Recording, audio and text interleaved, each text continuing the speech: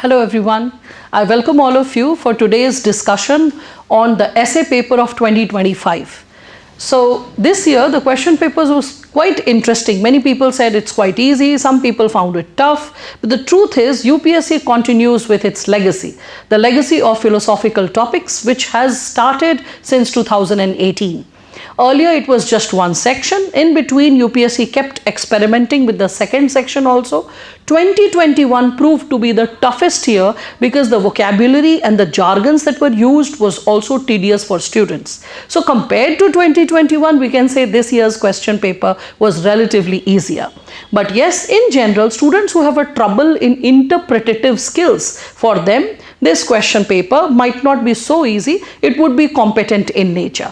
So when we are talking about this specific question associated with essay 2025, we all can first identify what are the nature of questions, what is the language of the question that we come across. So the section A, from where we had to choose one, the topics were as follows, as all of you can see. So it was truth knows no color. Then you have the supreme art of war to subdue the enemy without fighting. Now, when we are talking about these topics like truth knows no color or the supreme art of war is to subdue the enemy without fighting, you will be like reflecting upon all the given topics in greater detail just in a few moments. Okay, so have patience. Let us first get introduced to the topics, what they are, what has been asked, what are the priority areas, and then every single topic I'll discuss very briefly. What does the topic imply and what could have been incorporated as the content. Furthermore, I will also share some content associated with it, and when the essay lectures are scheduled and you all are attending it, you will get substantiation of the content further, whereby I can provide it in the form of handouts. Here, when we are reflecting upon the given topics, there are several sources related to each quotation. I'll be quoting that as well, and the thematic similarity with previous year questions shall also be discussed, because those students who say that, oh, the essay topics are very unpredictable, well, the sentence and the language can be unpredictable, but the themes are quite repetitive. So I'll encourage all of you to understand and interpret the themes correctly. So here, when we are talking about these topics and we are going ahead with it, you can just see this. Then there is this thought finds a world and creates one also. Last question of section A is best lessons are learnt through bitter experiences. Then comes section B. Let us see what is it. So it's saying muddy waters. So muddy water is best cleared by leaving it alone. The years teach much which the days never know. Now you might be finding once in a while the language going haywire, like for example, here you can see the word color. The question truth knows no color. British English says C-O-L-O-U-R. We follow the British English. But for the first time American English was used in the question paper, and that might be surprising a few of you. But that's how you can see the language is undergoing the transition. So when we are reflecting upon the sentence is the original quotation associated with this one, the years teach much which the days never know. The original quotation is slightly different from the version that has been written over here. Then it is best to see life as a journey, not as a destination. And last but not the least, we can see contentment is natural worth, not natural wealth. Luxury is artificial poverty. So we'll be reflecting upon each topic bit by bit. So let us understand the themes, and along with the themes, the content. So the very first topic, when we start with it, that is truth knows no color. So what is the thematic similarity with the previous year questions when we are talking about it? So we all can see the topic like truth knows no color. So truth knows no color, the idea of truth, the idea of wisdom, what is it that we need to rely upon? So wisdom finds truth. It was asked in 2019. Simultaneously, you can see values are not what humanity is, but what humanity ought to be. So the aspiration related to what ought to be there. So whatever we aspire for ought to be guided by truth. And that's how you can see that how we are valuing truth as an ideal, an aspiration for life. Reality does not conform to the ideal. What is the ideal? What is the standard? What is the perfection that is associated with truth itself? And then we can see, but confirms it. Okay, so reality does not conform to the ideal, but confirms it. 2018 question. That means reality does not conform to the ideal. Reality confirms the ideal. Right? So the interpretation of it, whereby truth and the dimension of perception, how they interplay, how our idea of what ought to be there comes in conflict with what we experience in reality. That is what is asked in this previous year question 2018, which gets connected to our core topic, that is truth knows no color. Right? I generally, whenever I take the lessons, the lectures, I discuss the themes very thoroughly, and I explain what goes into the content or the interpretation of those core topics. Now here, being specific to the topic, what all could have been incorporated when we talk about truth knows no color. So this statement, many people, they give the credit to Socrates. Again, that's debatable whether Socrates truly spoke it or not. Some people say, oh, on brainy quotes, the credit has been given to Socrates, but the authentic verification of this fact was not done, so I refrained from incorporating it in the slide. Now here, when you are finding this, the truth has no color, when we are talking about this given dimension, we can see that when we are talking about the idea of ultimate truth is something which is universal, impartial. It cannot be defined per se by any kind of, we can consider, social, political, racial, or we can say ideological affiliations, right? So in this given dimension, we can understand that truth is basically emphasizing the idea of justice, ethics, isn't it? The truth is emphasizing on factual reality, the factual reality which is transcending all the human construct perceptions that we are surrounded by. So the very perception of truth is different from the ideal of truth, right? So truth has no color. Truth cannot be maligned with our, we can say, faint interpretations, with our judgments, right? With our, we can say, biased or colored opinions. So that is something which is said. So when it has no color, then what is it that truth is guided by? So truth is guided by scientific perception and moral imperatives. We can talk about it both. Science gives us logical thinking, rational thinking, and moral perception, it strengthens the possibility of societal ideals, the ethical principles, the ethos, the values that needs to be safeguarded or reflected. So truth needs to be treating all the people equally in all circumstances without any bias. All right. And again, we can understand that when it is saying truth has no color. So when does truth attain a color? When truth, we all understand that we arrive at a truth, means truth needs to be interpreted. And yes, there is the game. When we have to interpret the truth, when we have to arrive at the truth, in the process, biased, prejudiced interpretations can color our opinion. And that is how we can connect with the given dimension, that how truth can get distorted, because it is many a times hidden, or it is sometimes under the layer. You have to make an effort to interpret it, right? So as Albert Einstein had said, that one has to make an effort to arrive at truth. So that's how you can connect with the idea. So truth can be like delayed or distorted, sometimes hidden, and or sometimes we can see that there can be leaders, there can be rulers, or there can be media houses which can try to deny the truth or hide the truth, and that's how the perception can get faulty. So history, it has showed us that whenever injustice has to occur, truth will be played with, truth will be fooled around with, right? So when we are talking about the moral collapse of a society, we all can connect with the given idea associated with truth being played around, prejudice taking over truth, right? So as I would like to quote Martin Luther King, that he had also said, we had also observed that the art of the moral universe is long, but it bends towards justice. And when it is not bending towards justice, truth becomes colored. Alright.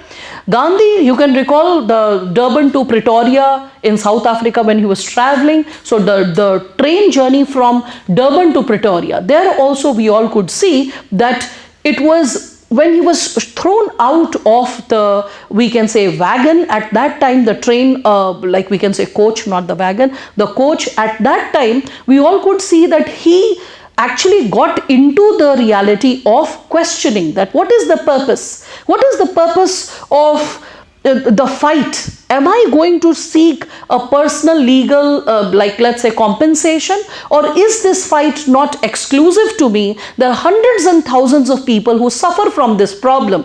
So in such a situation, what can be the dimension which needs to be taken care of? All right. And in that, when we start exploring the given insights, we realize that he arrived at the idea that this is not a personal fight. This is a fight that I have to fight for all the people of color. And when he fought for them, guided by the principles of justice, guided by the principles of non-violence, it is then that Satyagraha is born. It is then that from Mahatma, like we can see, Mohandas becomes Mahatma. So the journey unfolds. It is only when a person is in the quest of truth. So that's what we all can connect with when we are discussing the given idea of truth, whereby we are guided by humanity, okay? And when we are guided by humanity towards, we can say, freedom and justice. So I hope all of you can connect with this given perception. Furthermore, when we are talking about the second topic, let us try to understand what the second topic is gauging with. So this is saying that the supreme art of war is to subdue the enemy without fighting, right? Let us see the thematic like comparisons associated with the topic. So with great power comes great responsibility, right? Now you see this, the thematic similarity between the two. The supreme art of war is to subdue the enemy without fighting. Means without fighting, you are yet able to suppress the enemy. You are yet able to control the enemy, right? So this theme can be connected to with great power comes great responsibility. All right. So with great power comes great responsibility. I hope all of you can connect the two with respect to the thematic component, right? You can understand that bit. All right. Then we are further reflecting upon this, and then we can connect it with yet another topic, that is, character of an institution is reflected in its leader. Okay. So when we are talking about character of an institution is reflected in its leader. If the character is high, the leader will not engage in war. If the character is, like let's say, shallow, then in that situation the leader will engage in, we can say, rushed up decisions which may lead to war.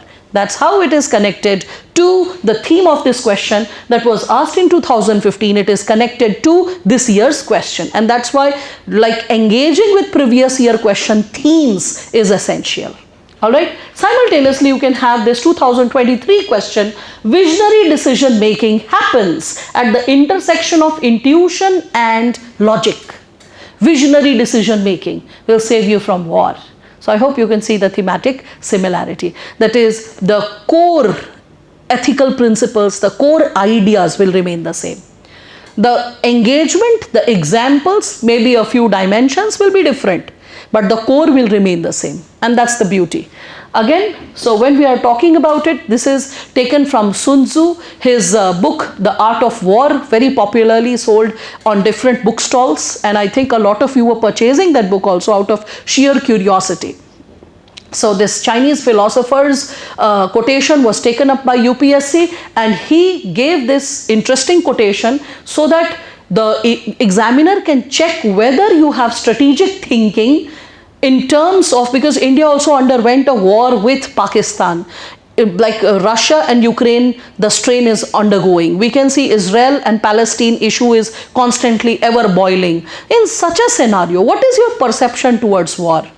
As a statesman, are you refined enough or not? That is put to test over here when we reflect upon questions like these. So we can see that when we are going through this quotation, it is highlighting the supremacy of intellect over sheer force, akal badi ya bhais, as popularly called. We can also see it is connected to meticulous planning, shrewdness and foresight. Alright. Simultaneously, we can talk about it in terms of this concept. It is involving the very dynamics of comprehending, manipulating the opponent's psyche and exploiting the strategic vulnerabilities without resorting to warfare.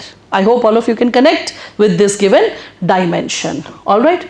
Now, further, when we are talking about it, we can see this philosophy, as I have highlighted the keywords, you can see that it is extending beyond the battlefield, right? And it is also applying to the very dynamics related to the competitive scenario, the conflicting scenario that we are constantly exposed by. The diplomacy that is required at all times when we are dealing with different businesses. Businesses does not mean the corporate business only. It can be related to the affairs of the state. It can be associated with the affairs of a domestic household. It can be associated with like small or large, all scales of engagement where you need to use this intellect, especially in strained, conflict-oriented situations. All right. So, like you need to constantly have strategic thinking, rational thinking over and above aggression. Furthermore, we can see that the critical, like the very critical element when we are talking about such a situation, we can see that the critical moment is this, that we all can see that the opportune moment, whenever the right moment or the opportune moment comes, it is then that you should be acting upon it. Other than that, you should be patient. So you should not be turbulent and restless and constantly taking action. You should just wait, be patient, evaluate what is required when and how. And that is how you strategize in strained situations, conflicting situations, how to respond upon the crisis or the problem. Okay, so the use of intelligence, the psychological tactics, the exhaustive plans, all of it can leave the enemy vulnerable if you are able to deal with it accordingly. Furthermore, we can understand that the ultimate goal, when we talk about it, the ultimate goal for all of us is not to engage with war. The ultimate goal should be to come across a secure, logical, a formidable, favorable and a lasting response. Something which is in the larger interest of the people and the society without compromising with their dignity and interest. Alright.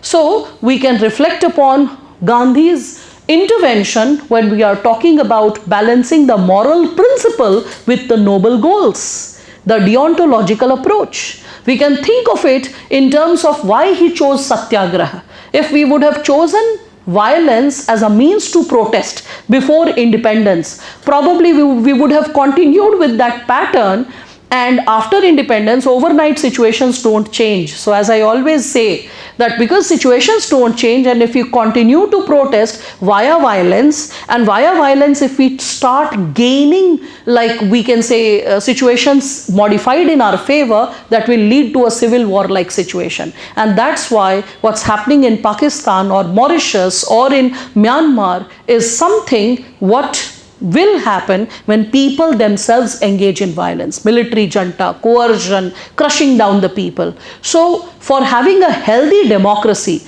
learning the principles of satyagraha becomes essential. So strategic thinking is required in moments of conflict and strain, inside out. Inside within the country, out with the enemy nations, or with enemy nation again is a very strained and a very crude way to say it. We can say those countries with whom we are having strained relationships. All right. Now, with respect to this, when we further move to the third topic, the topic says, you can see, thought finds a world and creates one also. Thought finds the world and creates one also. We create our own world. Thought finds the world and creates one also. And then many people will be talking about Rhonda Byrne's The Secret and manifesting our own world, right? So this is something which, like, inevitably anyone will be recalling. That's like just unavoidable. So we can connect with this given idea And the thematic similarity with previous year questions, if we see, we can find the 2024 question was the empires of the future will be the empires of the mind. So empires of the future will be empires of the mind. Thought finds the world and creates one also. So the empires of mind creating the future creates one also. You can see that, right? Again, 2022, see this. Poets are the unacknowledged legislators of the world. So who are poets? They are creating our world. They are shaping our world of ideas. They are constantly encouraging us to think that what is it that we aspire for, right? So you can recall all the, from like we can say Iqbal to Tagore, different types of thinkers shaping our reality differently, right? So in this given process, when we are further moving ahead, we can also see the 2023 question which said, thinking is like a game. It does not begin unless there is an opposite team. So that the focus on thinking, which is also the core theme of this question, which we have in 2025. See this 2016 question.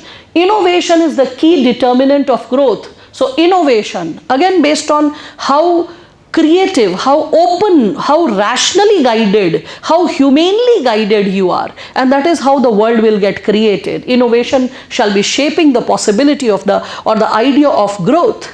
Simultaneously, the doubter is a true man of science. Again, 2024 question, thematically similar to what has been asked.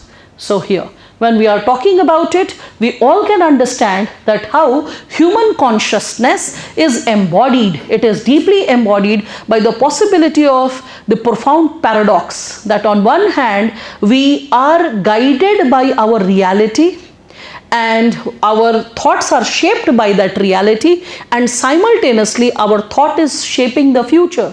So what we are living is also a manifestation of probably what we thought previously. So on one hand, our physical like manifested reality is shaping our present, and the way we think is going to shape the future. So that's why the paradoxical reality. हम अपना सच खुद बना रहे हैं और हम जो जी रहे हैं वो हमारे वस्तु जगत की सच्चाई है.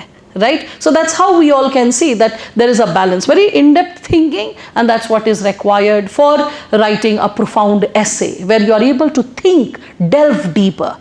And that's why the mesmerizing impact that you enjoy it, and at the same time you work like more, bring more clarity. I need something more so that I'm able to engage with it better, right? That's why having a thorough like habit of reading, voracious reading, and along with that being thorough with GS paper 4 is very essential, because paper 4 also encourages you to think.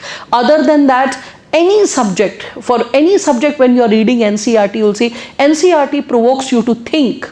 It does not provide you facts. Facts is a very coaching like game whereby bullet points, chat GPT like games, right? No. When you're reading an NCERT, there are little thought boxes. So they encourage you to think. Those are the ideas you need to relevantly pick and engage when you're writing an essay. That's how the content becomes quite, like we can say, qualitatively guided. Same as book time reading or any kind of news information that you are reading which is thought provoking. You should underline it and you should make a diary related to the same, so that such sentences are compiled under several themes, and effortlessly you are recalling them whenever you are running short of content in GS or in essay, when you have to engage with a topic in an in-depth manner.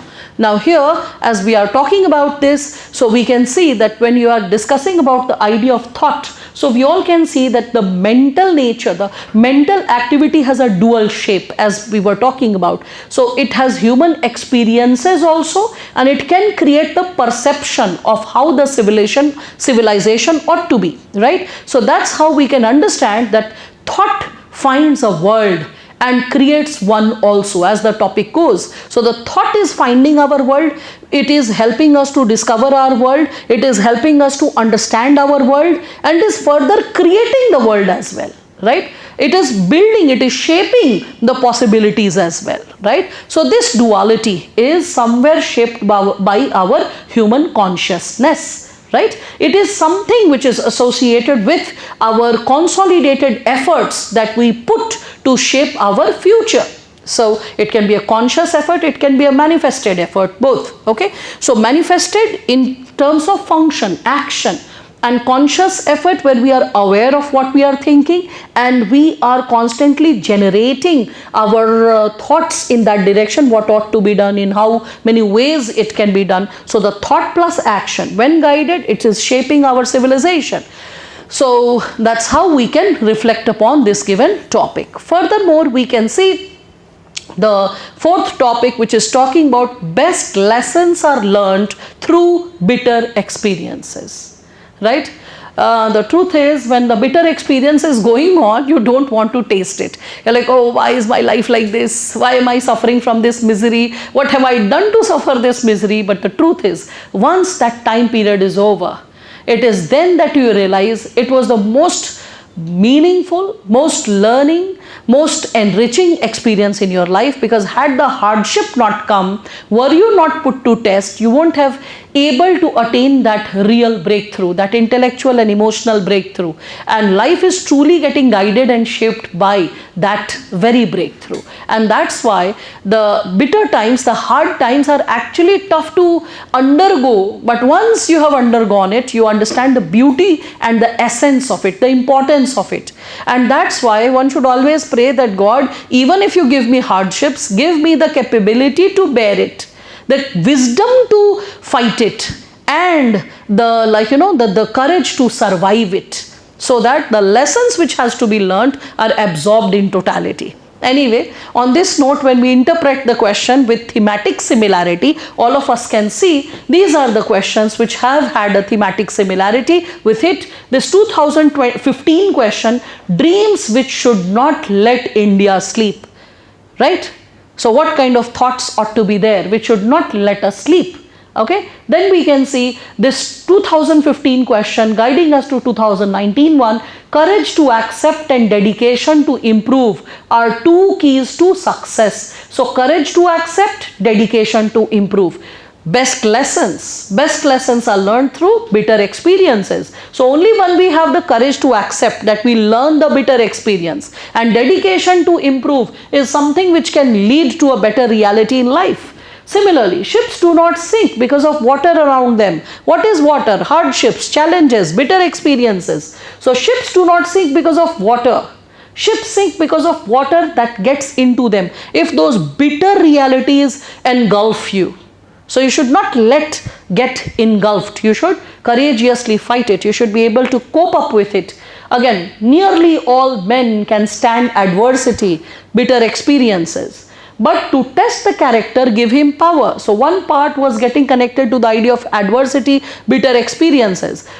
Giving power seems to be a very healthy and happy experience, but the truth is that it is when you have power, your resilience and responsibility is put to test. Your ethical acumen is put to test. Anyway, further we can see history repeats itself, first as a tragedy, second as a farce. So whether you learned from the bitter experiences or not is put to test in this 2021 question. Alright, as all of you can see this. So when we are talking about this very quotation, we all can connect with Tagore's quotation, whereby he said, faith is the bird that feels the light and sings when the dawn is still dark.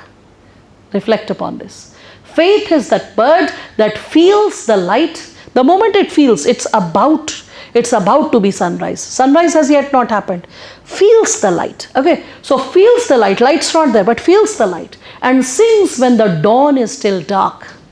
At 3:45 a.m.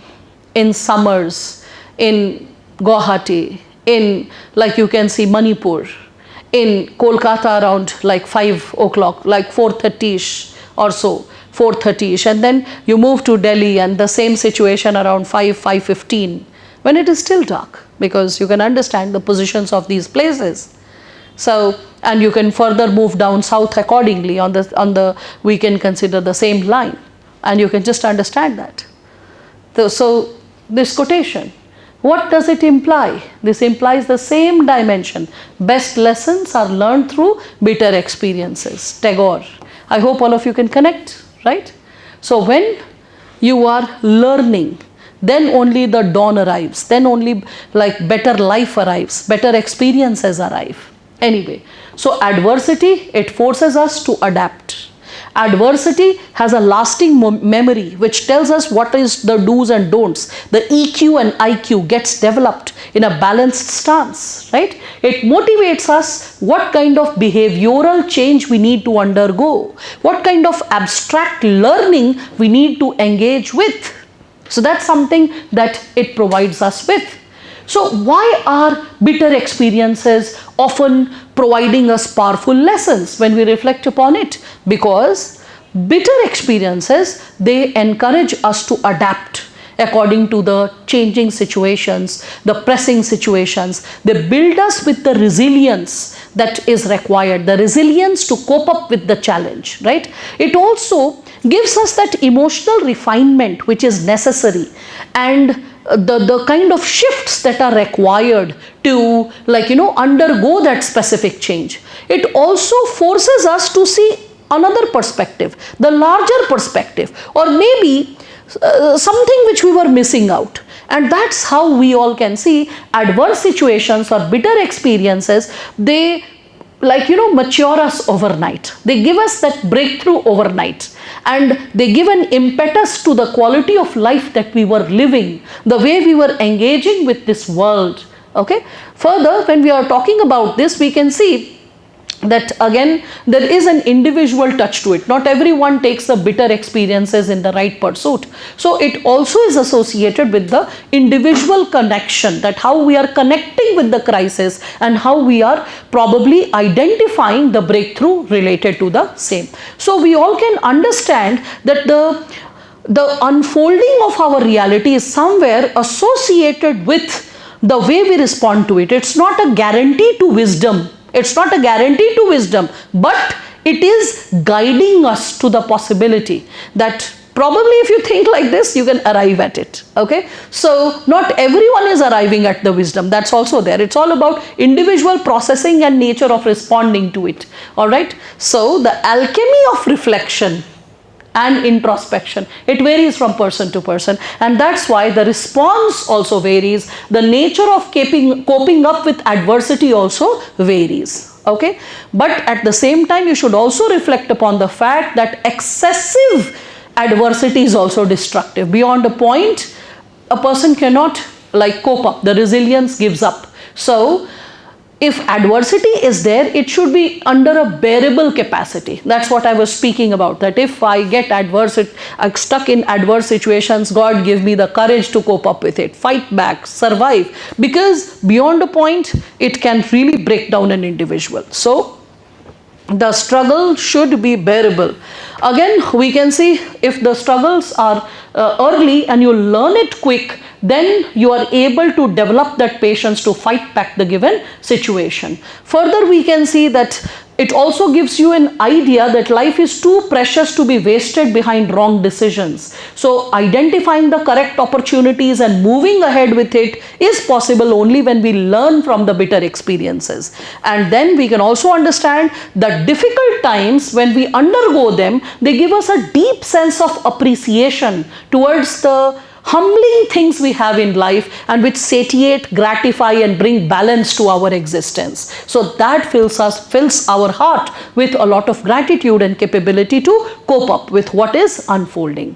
Furthermore, we can see that we are able to face our personal flaws, we can say heartbreaks, in a better way, and we are able to also get into the journey of self-acceptance. All right. So I hope you could interpret the topic properly.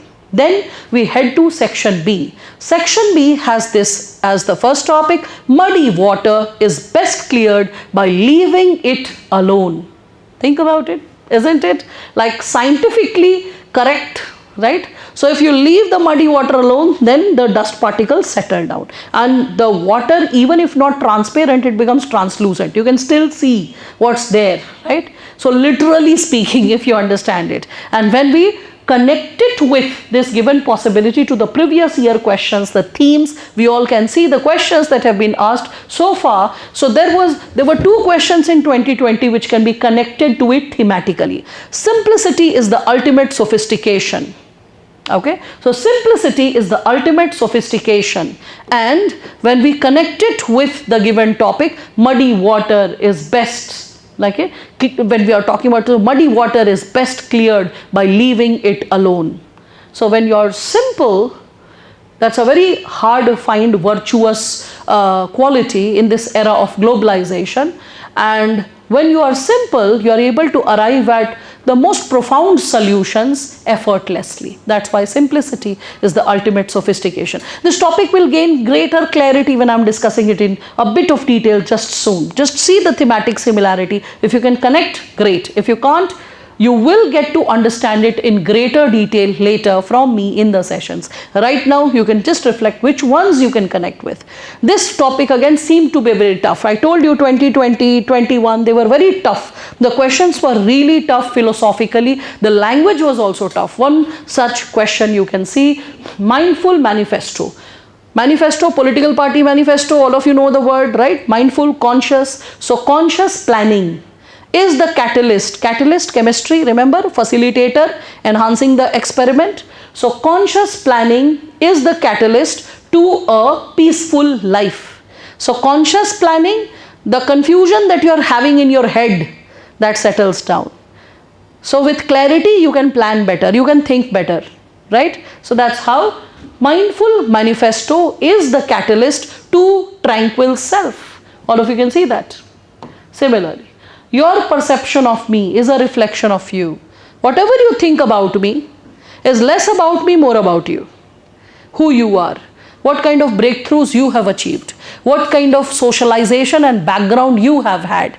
Because that is what you will try to see me with, like you will try to see me from those lenses. So your perception of me is a reflection of you, your own self. And my reaction to you, my response to you is an awareness of me.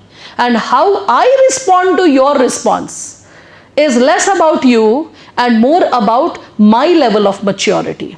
So the way you respond is your maturity, how I respond is my maturity. And this response game is related to how quaint, how silent, how settled our mind is.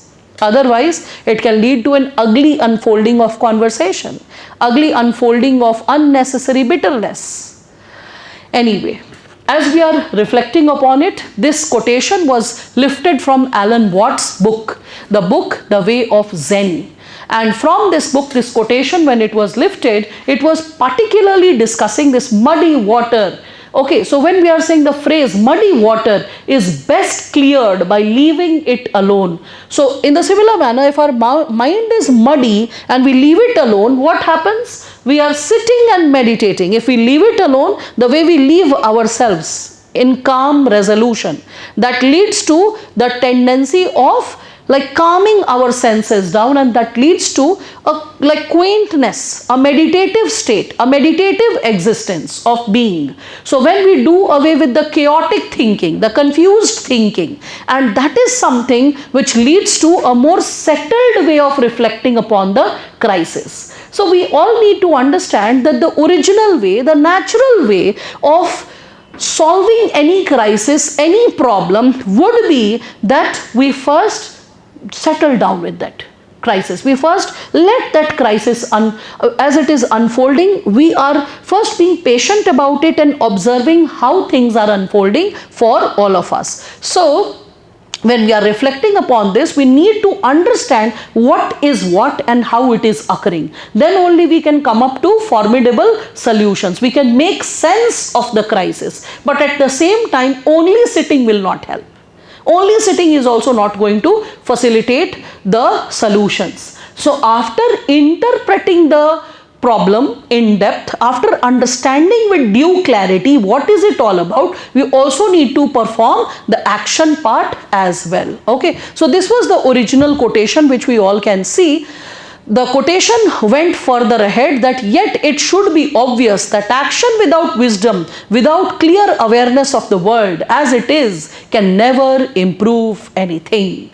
So we not only need to understand what's happening, we also need to understand what kind of efforts are required and in what capacity it is required. All right. So I hope all of you can understand the given quotation, muddy waters, like leave it alone, and when you leave it alone, then things start becoming clearer. Okay. So most of the times we are actually, whenever there is a stressful situation or muddy situation, our brains comes under a lot of clamor, a lot of noise starts, the internal noise, chaos, confusion, unnecessary thousands of thoughts, like constantly gauging our attention and constantly, we can say, evading our logic. That's why settling down and sitting down and meditating is essential, so that we are able to judge the situation better, understand the challenges better, and we don't unnecessarily get into heated comments or unwarranted reflections. All right. Simultaneously, we can think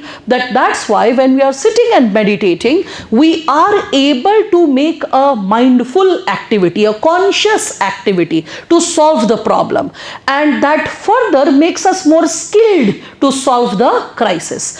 And that's how we all can understand that sometimes it's essential to, rather than immediately respond or react upon a situation, we first absorb the problem in totality, understand what's happening, why is it happening, and then accordingly, after the introspection, engage with the problem with due clarity, with rational responses, logical responses, time-bound responses. All right. So that's what probably all of you can understand.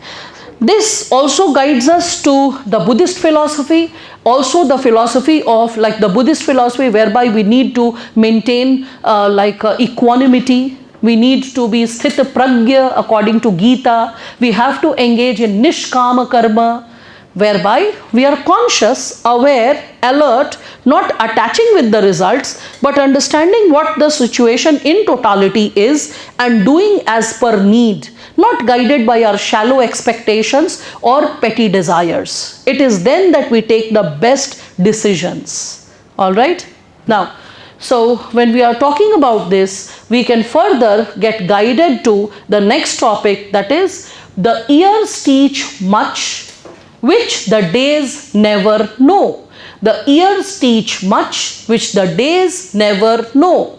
So here the thematic similarity can be connected to a lot of previous year questions when we are talking about it, and we can talk about this given dimension associated with the past is a permanent dimension of human consciousness and values. So the past is a permanent dimension of human consciousness and values, right?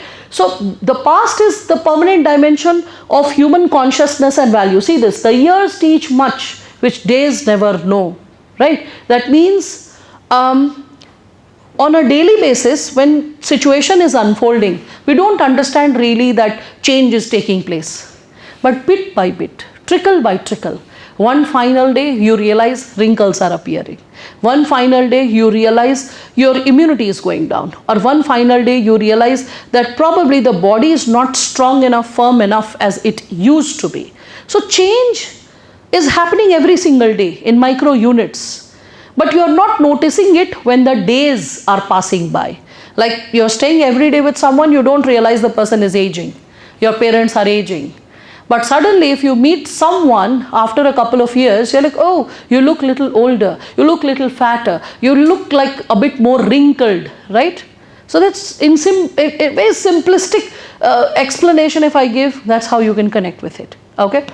The in-depth reality, what needs to get into the topic, I'll be explaining that. Similarly, there is this 2020 question, life is a long journey between human being and being humane. So life is a long journey between human being and being humane. What does this mean? Life is a long journey between human being and being humane. This implies, like human being, the biological being, being humane, the benevolent being, okay? Our, we can say, benevolent self. And whatever we take between these two, from our biological existence to our humane, benevolent existence, whatever unfolds between this is what life is all about. This is what life has to do with what is being experienced on ground. Okay. So I hope all of you can connect with this. Life is long journey between human being and being humane, and that is what is the core concern here also. The years teach much which the days never know. So when you are performing every single day, you don't realize, but over the years you realize whether you could become the humane self or not, or are you still guided by the pettiness which our biological being guides us to. So all the people, all the officers who go corrupt are those people who could not overcome insecurity and like greediness, because a person who is secure will not become corrupt. A person who is satisfied will not become corrupt.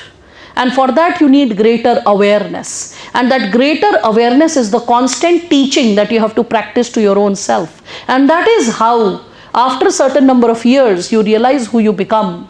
You may not realize it on daily basis, but you realize after a couple of years. So let us reflect upon this. So the quotation is given by Ralph Waldo Emerson. Emerson, when he gave this specific quotation, it was talking about the value of patience, the value of long-term experience, and also the long-term vision. It is then that we are able to understand that the slow process of simmering of those facts, of how the reality was unfolding before all of us, bit by bit, how it developed the cumulative understanding, how the complex reality of life started unfolding, all right, and how these, we can say, several efforts which may not be visible in a short-term basis, it started unfolding when the larger reality was there. So we should not be guided by short-term perspective of avarice, greed, selfishness, because that is something which will not add quality to our life. We need to be guided by nobler thoughts, nobler ideas. Okay, that's why in civil services we have code of ethics, which is over and above code of conduct, when we have to guide ourselves what is required for us as a civil servant. Simultaneously, you can also quote Eric Foner in his book, Who Owns History? He said that history always has been and always will be regularly rewritten. Why it will be rewritten? Because it depends on the interpretation of how you are seeing the crisis, of how you are observing the journey, of how you are observing that what we were and where we have come. Right? So that's why it will be a response to our new questions, we can say information, new methodologies, new political, social and cultural imperatives. So that is something which is going to shape our reality in the times to come, in the years to come. All right.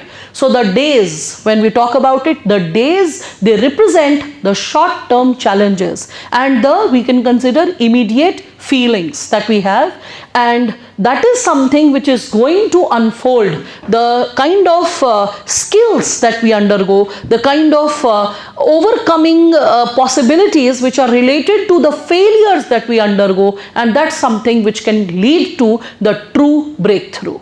All right.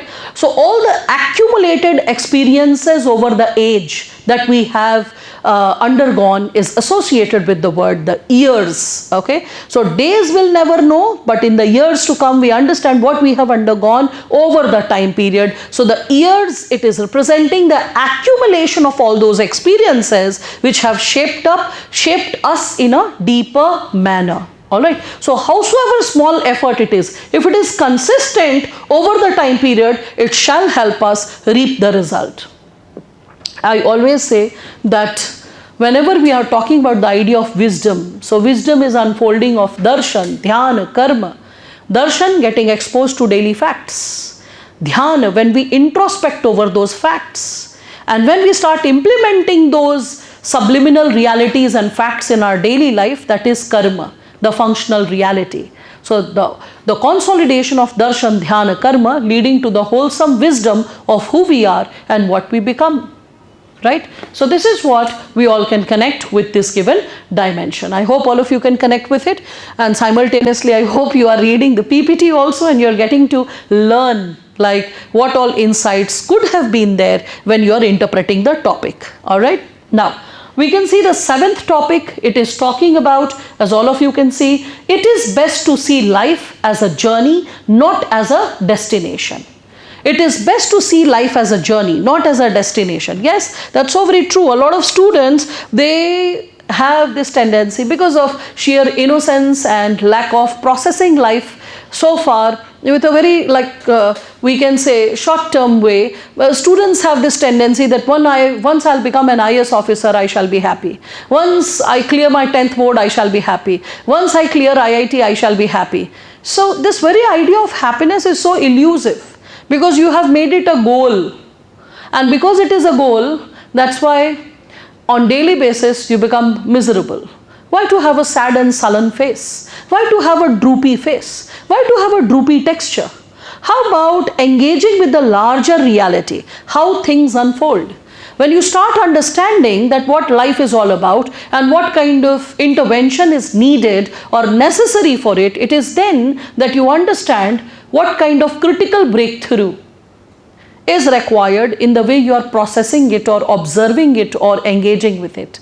Most of the times we see life as something that has to be achieved. No, not achieved. It is something that has to be lived constantly.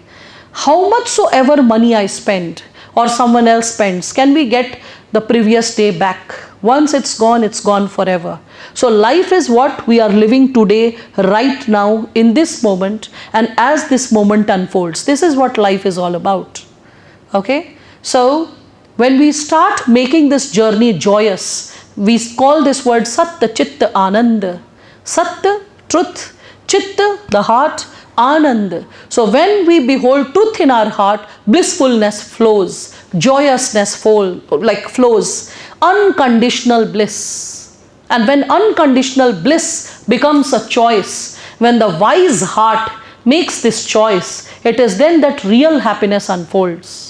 And that's what Socrates is saying. Socrates says, first accept ignorance. After acceptance of ignorance, when you start pursuing wisdom and when you attain wisdom, you become a virtuous person, that you attain the real happiness. Happiness which is not conditional. Happiness which is not subjective to the material reality. Happiness which is a constant choice.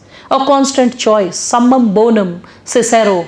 So GS paper 4, when you are becoming thorough with it, you start understanding from Indian and Western philosophy, from Satta Chitta Ananda to Socrates, you start beholding that, and when you understand that, you understand this basic essence of this topic, that is, it is best to see life as a journey and not as a destination. A thematic similarity can be observed with respect to the previous question, like not all who wander are lost.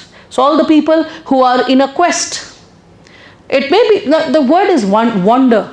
So you're in a search. It's not like random pursuit. It's not a journey also whereby you are arriving at a destination. So all those people who are wandering, they may be in their own curiosity driven, creative journey which is unfolding for themselves. That's why not all who are wandering are lost. There are philosophers, scientists, seers, poets, intellectuals and think tanks from all the world who are associated with it. Simultaneously, this 2024 question, you can see this, there is no path to happiness. Happiness is the path. So journey, destination, you can see that. A good life is one inspired by love and guided by knowledge. So how should life be lived? The very essence, the very theme also asked in 2018. Life is a long journey between human being and being humane. Life is a long journey between human being and being humane. I just discussed it in the previous topic. So from biological being to the ideal being, and the in-between journey is what life is all about. So life is a journey, it's not a destination. So life is a journey and not a destination means life is unfolding with the experiences, growth, insights that we are constantly gaining. The everyday moment is constantly shaping who we are and what we become, right? So that's the given idea that we are talking about, okay? And the process is quite rich. The process is what we can understand, which is going to provide we can consider a specific level of insight and identity, and that is what is going to shape our wholesome reality per se.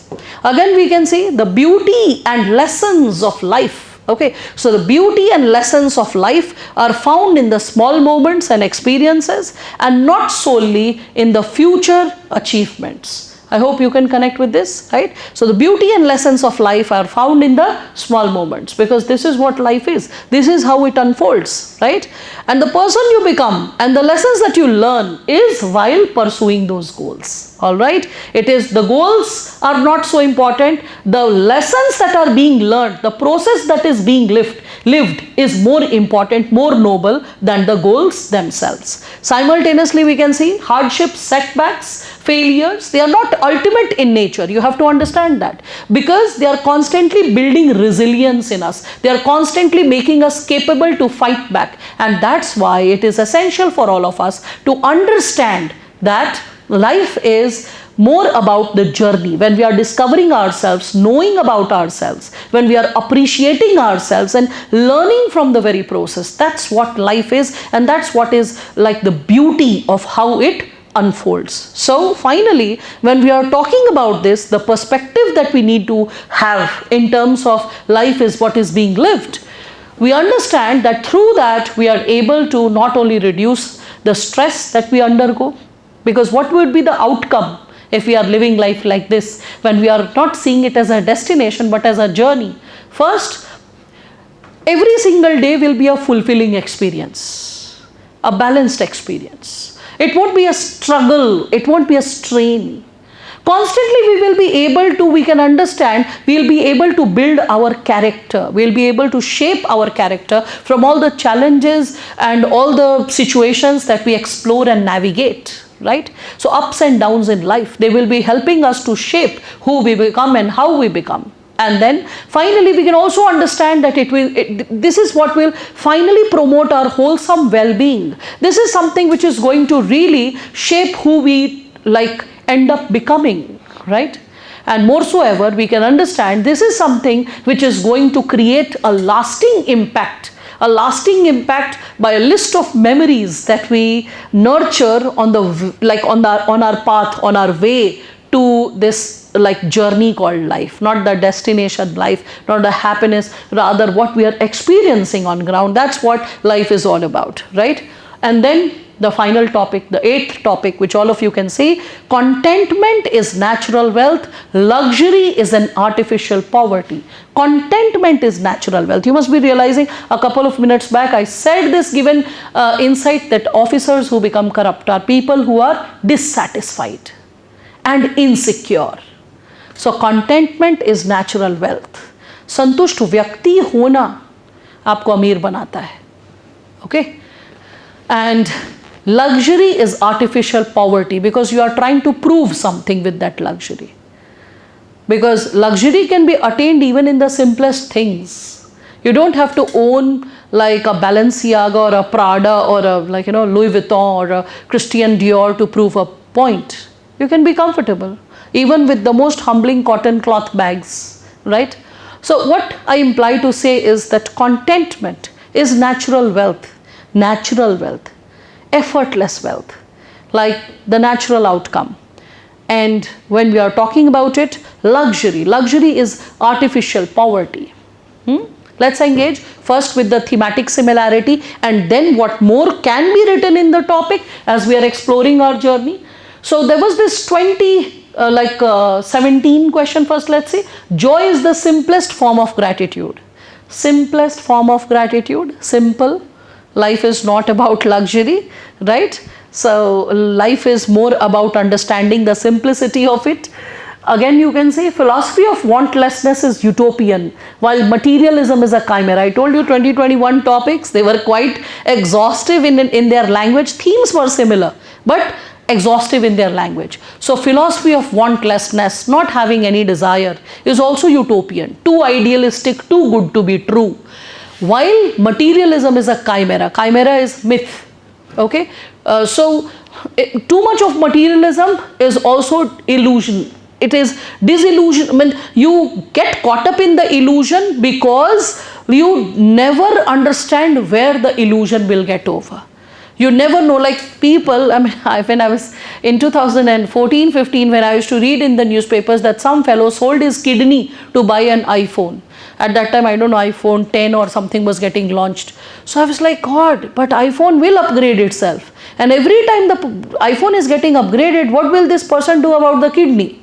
So that's what. When we are talking about materialism, it's a chimera. Chimera is a mythological creature, half animal, half human being. But here chimera means maya, like a virtual or an illusionary reality. Okay, so something which is not real seems to be real. That's what chimera is over here implying. And that's how you can connect it with this given topic, that contentment is natural wealth. Okay, philosophy of wantlessness. Wantlessness will come with contentment. But wantlessness, you are completely not needing anything. That's why it's utopian. But contentment, you'll have something and then become satisfied. Whereas luxury means too much of materialism. Okay, that is a chimera.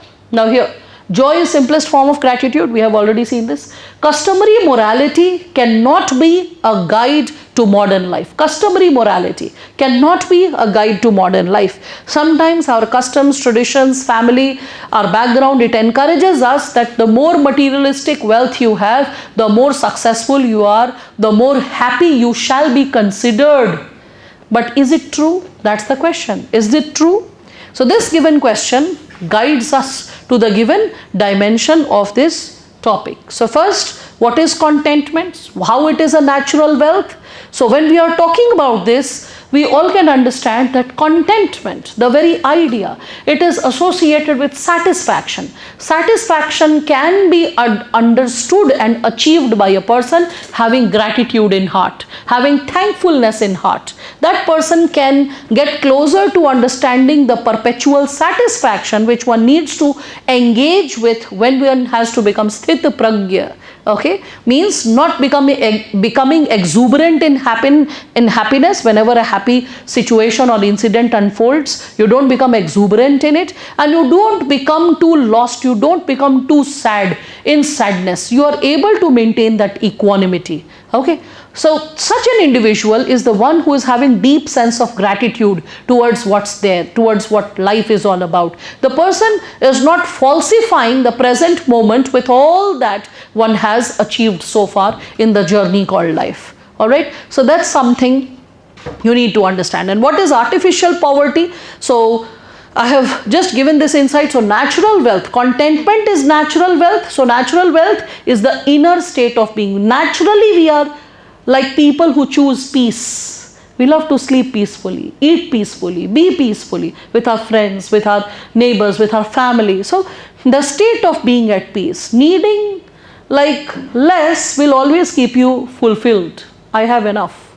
I am well taken care of by nature, by God, by parents, by everything that's flowing around me. That's enough. So that idea of feeling fulfilled. And what is artificial poverty? So we can see it is when there's no dearth of material possession, but you're constantly feeling unsatisfied, angered, helpless, belittled, getting poked by friends who are posting something unnecessary on social media, or classmates bullying or passing negative comments, or friends sometimes being caustic in their remarks. Caustic means मतलब जहरीले remarks लगा रहे हैं, ठीक है? So when we are talking about all those given situations, we all can connect with people who are unable to understand what the world is all about, and such individuals soak up in artificial poverty. This poverty, this dearth, this deficiency is not real. This is something which is self-imposed because of lack of that mental empowerment, that emotional empowerment. All right. So that's why contentment is not only associated with the dimension of satisfaction and gratitude, it is also like acknowledging all that you have and how you are able to understand the beauty of what all you have been able to surrounded by. That's how you are going to appreciate the different challenges that life throws upon you, and the inner strength guides you to cope up with it. In the similar manner, when we say luxury is artificial poverty, we imply to say that luxury can never get over. Like every time you think that, oh, this is something which is a luxury item, there's something super, like people like think of, like let's say Rolex as a luxury watch, booking it 1 year in advance, paying like 15-20 lakh rupees, and they might be feeling that, oh, I own a Rolex. And then comes Patek Philippe, and the Patek Philippe starts with 5 crore. So 20 lakh rakho apna. So the very idea of luxury, it's so artificial. And that's how artificial poverty gets generated. So there is the desires, the material desires can never get fulfilled. I recently was reading Balenciaga had launched a 14 lakh bag to just dispose trash of your house. I was like, wow, slow claps to that. So that's what? Insatiable desire. Again, we can see, why do we like engage in luxury goods? Because we want to get some validation. Oh, you are doing well in life. You are like having a rich lifestyle. Why do we need like external validation to prove that we are living a good life? To prove that we are having very high status. We are having like a very fulfilling journey. Happiness, in fact, can be derived in very simple, basic elements in life, basic things in life. All right. So I hope all of you can connect with that. And then the illusion of wealth. So a person might have a lot of abundance. Ask the Ambanis, are they always happy? Money cannot buy happiness. A very popular, rugged quotation because of overusage. But the truth lies in this, that no person, even Buddha said, no creature born in this life is free from dukkha. He was himself a prince, mind it. So not a person who was denied of basic things and talking about like luxury and all. When he spoke it, it came with that clarity and conviction. Whoever you are, wherever you are, constantly some or the other form of misery will keep chasing you. You'll never be free from misery. You have to understand that. And that is what this topic is talking about, that whenever we are talking about luxury, luxury is never ending. So what is actually required is the profound sense of gratitude which can fulfill the heart with a lot of love, abundance and contentment. And that is what the essence of the topic is, celebrate the journey, right? So thank you so much. I hope this discussion was meaningful. It was quite helpful for all of you.